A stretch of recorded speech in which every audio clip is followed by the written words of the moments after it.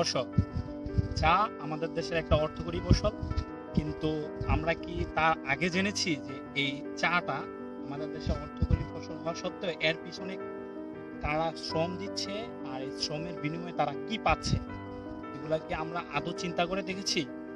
আমাদের দেশের অর্থনৈতিক ব্যবস্থাটাকে তারা এতটুকু এগিয়ে নিচ্ছে, কিন্তু তাদের জীবন ব্যবস্থা, তাদের জীবনের হালচাল কিরকম সেটাকে আমরা আপনি যে এখানে কাজ করেন, আপনি কি এটা দৈনিক বহুত লোক আছে।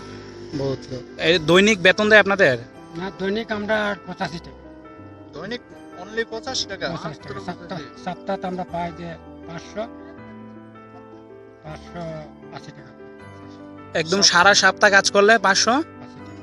আপনার খাবার দাবার কি যেখানে কাজ করেন ওরা খাওয়ায় না আপনারা নিজে? এই তো এখন সকালে কাজে যাইতেছি, এখন এই 2টার সময় শুধু 580 টাকা পুরো সপ্তাহ কাজ করলে?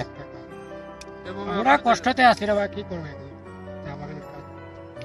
দর্শক, আমরা এইমাত্র আমাদের এক চা বাগান কর্মীর থেকে আমরা জানতে পারলাম যে সারাদিন সকাল 8টা থেকে সে বিকাল 5টা পর্যন্ত কাজ করে, তার মজুরি হচ্ছে 69 টাকা, যা এখনকার সময়ে এখনকার এই ব্যবস্থাতে খুবই নগণ্য।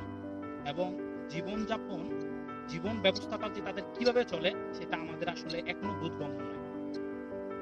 আমরা এর মাধ্যমে উপরস্থ কর্মকর্তা যারা আছে, যারা এই চা বা আমাদের এই অর্থনীতিটাকে একটু আগায় নেওয়ার চেষ্টা করছে, সেই সহৃদয়বান ব্যক্তিদের কাছে আমরা অনুরোধ করব তাদের এই দিকটা যেন তারা দেখে। এই বাগানগুলা